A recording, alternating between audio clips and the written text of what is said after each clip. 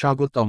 আজ আমরা আলোচনা করব ইতিহাসের এক বড় রহস্য, কেন ধ্বংস হয়ে গেল বিশ্বের এক শক্তিশালী সাম্রাজ্য, মুঘল সাম্রাজ্য। এই রাজবংশটি প্রায় ৩০০ বছর শাসন করেছে ভারতীয় উপমহাদেশ। কিন্তু কী কারণে এত শক্তিশালী রাজত্ব ভেঙে পড়ল? চলুন শুরু করি। ১৫২৬ সালে বাবরের হাত ধরেই শুরু হয় মুঘল সাম্রাজ্যের শাসন। বাবর থেকে শুরু করে আকবর, শাহজাহান এবং আওরঙ্গজেবরা একে একে ক্ষমতা ধরে রেখেছিলেন।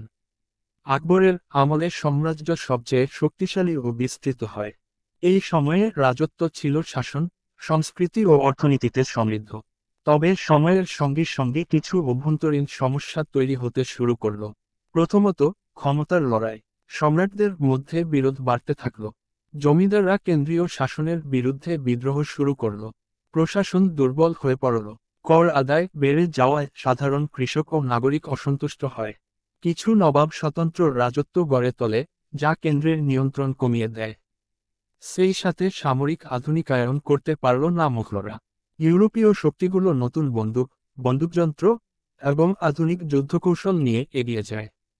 মুঘল সামরিক বাহিনী ধীরে ধীরে পিছিয়ে পড়ল। অর্থনীতিও দুর্বল হয়ে পড়ল। অনেকে কর মওকুফ বা দুর্নীতির শিকার হয়, ফলে রাজস্ব কমে গেল। এতে সাম্রাজ্যের ক্ষমতা আরও কমে আসে। এ সময় ভারতীয় উপমহাদেশে ইংরেজ, পর্তুগিজ, ডাচ ও ফরাসি ব্যবসায়ীরা ব্যবসার সঙ্গে রাজনৈতিক প্রভাব বিস্তার শুরু করল। বিশেষ করে ইংরেজ ইস্ট ইন্ডিয়া কোম্পানি নিজেদের সামরিক শক্তি বাড়িয়ে জমিদারি সংগ্রহ ও রাজ্যের ওপর দখল বাড়িয়ে তুলল।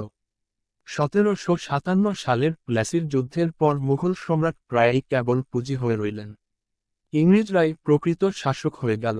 মুঘল সাম্রাজ্যের পতনের পিছনে আরেকটি বড় কারণ ছিল শাসনের মধ্যে ঐক্যের অভাব। নবাবরা নিজেদের রাজ্য স্বাধীনভাবে শাসন করত। কেন্দ্রীয় সরকার দুর্বল হয়ে পড়ার সঙ্গে সঙ্গে সাম্রাজ্যের বিস্তার ধীরে ধীরে ভেঙে পড়ল। ১৭৫৭ থেকে ১৮৫৭ সালের মধ্যে একের পর এক প্রদেশ আলাদা হয়ে যায় এবং শেষে ১৮৫৭ সালের বিদ্রোহের পর ব্রিটিশ রাজ্যের সরাসরি শাসন শুরু হয়। মুঘল সাম্রাজ্যের পতন আমাদের শেখায় যে, শক্তি ধরে রাখতে হলে শুধু সেনাশক্তি নয়, ভালো শাসন, অর্থনৈতিক স্থিতিশীলতা এবং আধুনিক প্রযুক্তির ব্যবহার জরুরি। এই ইতিহাস আজও আমাদের মনে করিয়ে দেয় যে ঐক্য ও উন্নতির বিকল্প নেই। Outro, ৩০ second. ভিডিওটি ভালো লাগলে লাইক দিন, শেয়ার করুন এবং চ্যানেল সাবস্ক্রাইবও করতে ভুলবেন না।